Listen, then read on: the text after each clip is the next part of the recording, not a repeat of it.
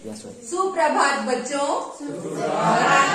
आज हम समास पढ़ेंगे और इसको हम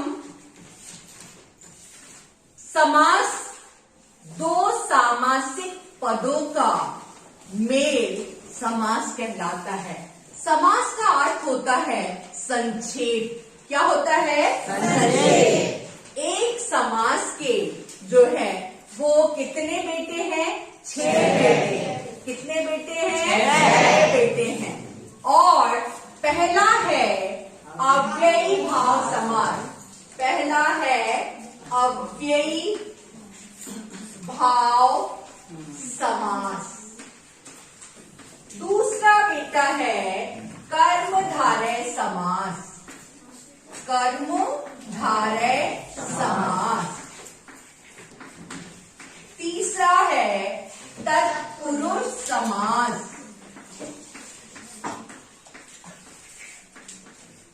चौथा है द्विगु समास। पांचवा है द्वंद्व समास। और छठा है बहुव्रीहि समास। बहुव्रीहि समास। मेरे प्यारे बच्चों, 6 बेटे हैं एक बाप के। समास एक बेटा का बाप है जिसके 6 बेटे हैं। पहला अव्ययी भाव, दूसरा कर्मधारय, तीसरा तत्पुरुष और चौथा पांचवा द्वंद्व और छठा बहुव्रीहि। ठीक है। पहला समास जो है, पहला बेटा कौन है? अव्ययी भाव। पहला बेटा कौन सा है? अव्ययी भाव समास।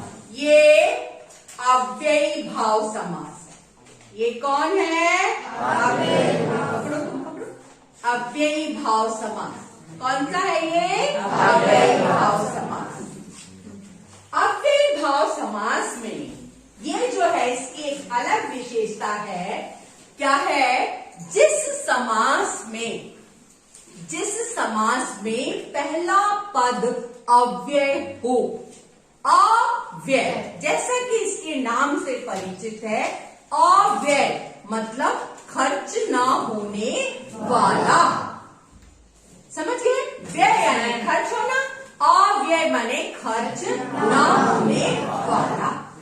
अर्थात जिस समास में पहला पद अव्यय हो वहां पर अव्ययी भाव समास है। मुझे देखो, है ना? मुझे देखो। अव्ययी भाव समास जैसे यथाशक्ति, यथाशक्ति, भरसक, यथासाध्य, प्रतिदिन, प्रतिदिन। ठीक है। ये आपका ये क्या है? पूरा अव्ययी भाव समास। अव्ययी भाव समास प्रतिदिन, यथासाध्य, भरसक। ठीक है। तो क्या बेटा, क्या बोल रहे हैं? हाँ, बोल सकते हैं आप। उदाहरण बोलिए, अगर पता है तो आप बोल सकते हैं। तो यथाशक्ति, भरसक, यथासाध्य, प्रतिदिन। ये क्या है आपका? ये किसी भी काल में, वर्तमान काल, भूतकाल, भविष्य काल, यथावत ये शब्द बने रहते हैं। इनमें कोई परिवर्तन नहीं होता। ठीक है। समझ में आई बात? दूसरा है आपका कर्मधारय समास। कर्मधारय समास जिस समास में पहला पद विशेषण और दूसरा पद विशेष्य होता है उसे कहते हैं कर्मधारय समास। उसे कौन सा समास कहते हैं? कर्मधारय समास। उसे कौन सा समास कहते हैं? कर्मधारय समास। ठीक है। अब जो है कर्मधारय में क्या होता है? पहला पद विशेषण और दूसरा विशेष। ये इसकी विशेषता है। ये कौन सा? जैसे, उदाहरण है ना, क्या है उदाहरण? कमल। कमल तो है लेकिन ये विशेषण, ये विशेष, इसको पूर्व पद और उत्तर पद भी कहते हैं। पहला पद दूसरा पद भी कहते हैं। ठीक है, तो पहला पद विशेषण और दूसरा पद विशेष होता है। क्या होता है? विशेष होता है। तो ये कमल क्या है? ये विशेष, ये पहला पद हो गया और ये दूसरा, ये क्या हो गया आपका? दूसरा पद। ठीक है, नील कमल, नील गाय। नील गाय तो है, नील गाय, लेकिन कैसी है? नील गाय है। एक जानवर है, वो नील गाय अलग होती है बेटा, बहुत अलग होती है, बहुत मजबूत तगड़ी, जंगलों में सींग विंग भी उसके बहुत निकले फैले होते हैं। नील गाय। सिंहासन, सामान्य सिंहासन, राज सिंहासन। सिंहासन तो है, लेकिन किसका सिंहासन है? राजा। तो ये जो है राज सिंहासन, क्या है? राज सिंहासन। ठीक है, ये पूर्व पद क्या है? विशेषण, और ये क्या है? विशेष। ठीक है, अब आपका तत्पुरुष समास। इसमें क्या होता है? कारक चिन्हों का लोप हो जाता है। इसमें क्या होता है? कारक चिन्हों का लोप हो जाता है। लोप, जैसे आपका रसोई घर, इसका विग्रह करेंगे तो, समास विग्रह करेंगे तो कैसा आगा? रसोई के घर। रसोई के लिए घर। और के लिए किसमें आता है? के लिए संप्रदान कारक आता है ना, संप्रदान कारक। का, के, की, रा, रे, री, ये किसका होता है? संबोधन। का, के, की, रा, रे, री, संबोधन। 8 है कारक के पूरे, कर्ता ने कर्म को करण से, ठीक है ना, संप्रदान के लिए है ना, अपादान में अपद, अलग से अलग होने के अर्थ। तो ये जो चीजें हैं यहाँ पर इसमें आएंगी, तत्पुरुष समास में आएंगी। रसोई के लिए घर। विद्यालय, विद्या के लिए आलय। विद्यालय, विद्या के लिए आलय। आलय माने घर। आलय यानी क्या होता है? घर। हिमालय, हिम के लिए आलय। हिम का आलय, हिम यानी बर्फ और आलय, तो ये का, ठीक है ना। तो ये जो आपका है कौन सा हो गया? तत्पुरुष समास। रसोई के लिए भोजनालय, भोजनालय, भोजन के लिए आलय, ठीक है ना, भोजन के लिए आलय, तो ये तत्पुरुष समास। ठीक है, समझ में आ रही बात? सिर पे हाथ रख के नहीं बैठते बेटा, विपत्ति आती है तो बैठते, बोलते हैं ऐसा बूढ़े बुजुर्ग लोग, है ना। खुश हमारे बच्चे प्यारे प्यारे तो क्यों बैठेंगे ऐसे सिर पे हाथ रखकर? ये हो गया। द्विगु समास में आपका होगा कि ये सबसे आसान समास है, संख्यावाचक। जैसे त्रिभुज, ये आपका गणित में पढ़ते हैं, है ना, 1 2 3 त्रिभुज, ठीक है। तो ये आपका 3 भुजाओं वाला, ये क्या है? ये आपका त्रिभुज, और ये द्विभुज। जो पद संख्यावाचक होता है वो क्या होगा? द्विगु समास। जो पद क्या होता है? संख्यावाचक होता है, संख्यावाचक। ये चार्ट मैंने आपके लिए बनाया है कि ये एक ही बार में आपको सारी चीजें दिख जाएंगी, है ना, संख्यावाचक। तो ये जो है इसमें त्रिभुज, त्रिभुज, ये त्रिभुज आपका, ये चतुर्भुज, ये चतुर्भुज, क्या है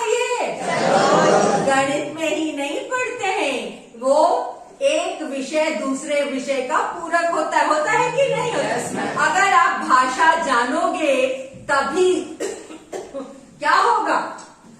भाषा जानोगे तभी तुम उस माध्यम से पढ़ पाओगे दूसरे विषय। तो कोरिलेट होते हैं कि नहीं, संबंध उनका आपस में होता है कि नहीं होता है। और इसको आप घन भी कहते हो, चार उससे बना हुआ है तो इसको घन भी कहते हैं ना, है ना? हाँ, तो ये जो है चार भुजाओं वाला है, इसलिए क्या है? चतुर्भुज।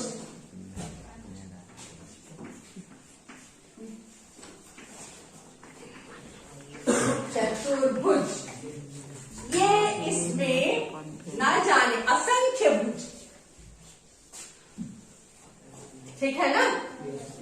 तो ये असंख्य भुज, ये शंकु, शंकु है ना? 1 2 3 4 5 6 ही है। षटभुज क्या हो जाएगा? षटभुज। ये कौन सा श है? कल मैंने सिखाया था मूर्धन्य श। कौन सा श है? ये हो गया आपका त्रिभुज, चतुर्भुज, षटभुज, चारपाई, चौराहा, चार राहों का समूह है ना? चार राहें जहां आकर मिलती हैं उसको क्या कहते हैं? अब अपने प्रिंसिपल सर के रोड ये वाली एकेडमिक ब्लॉक से जाते हैं अपन। एक राह एक हॉस्टल की ओर चली जाती है, एक मंदिर की ओर चली जाती है, एक हॉस्टल के ये क्वार्टर की ओर चली जाती है। चौराहा, वो चौराहा है ना, चार राहों का समूह। क्या है? चौराहा। ये भी आपका द्विगु समास है। क्या है? द्विगु समास।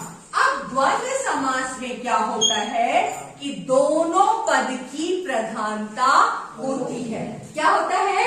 दोनों पद की प्रधानता होती है। जैसे दाल रोटी, माता पिता, लोटा डोरी, दिन रात,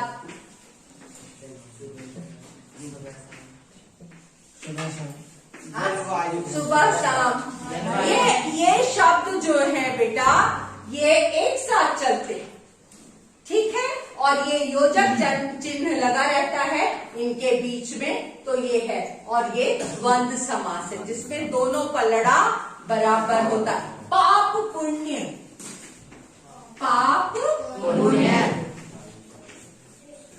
पाप पुण्य, सुख दुख, वेरी गुड, सुख दुख, सुख दुख, हाँ जी, सुबह शाम, ठीक है? तो अच्छे से समझ में आ रहा है, मतलब द्वंद्व समास है ना? तो ये जो है आपका द्वंद्व समास हो गया।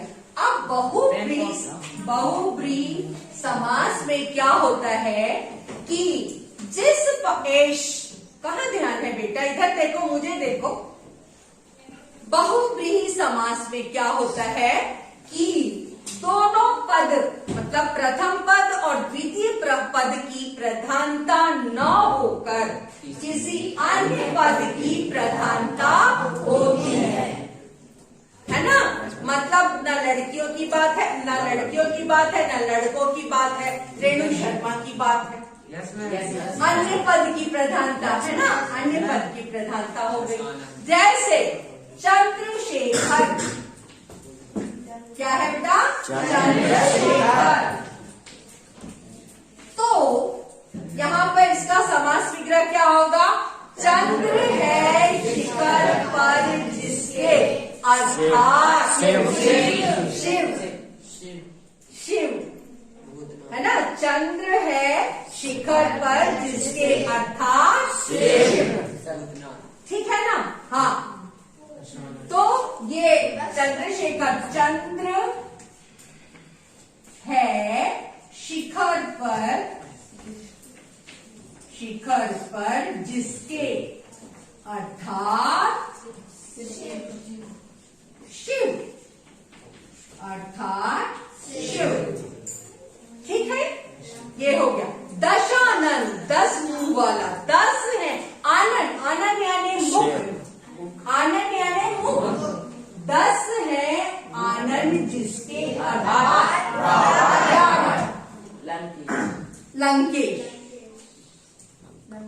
लंका का ईश कौन? वो अलग है। दश है आनंद जिसके, दस का आनंद, दशानन। दस आनंद व आनंद है जिसके, अर्थात रावण। हाँ, अर्थात रावण। लंबोदर, लंबा है उदर, उदर यानी पेट, उदर जिसका, अर्थात गणेश। ठीक है। वीणा पानी, वीणा है पानी, पानी यानी हाथ, हाथ में जिसके, अर्थात सरस्वती। ठीक है। अब इधर आ जाओ, आइए इधर आइए, 4 लोग 2 लोग, चलो।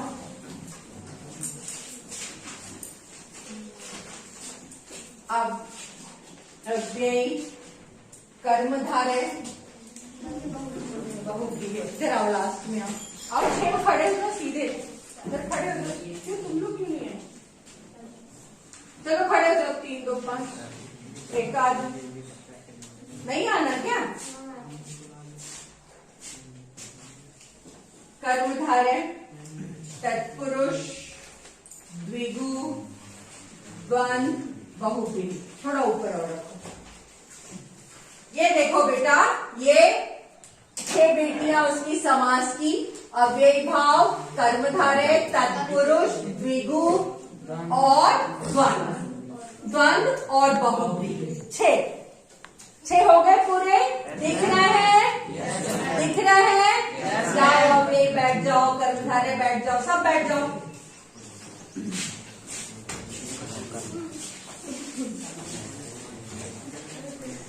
एक्टिव रहा करो क्लास में बेटा, सोते नहीं रहना है।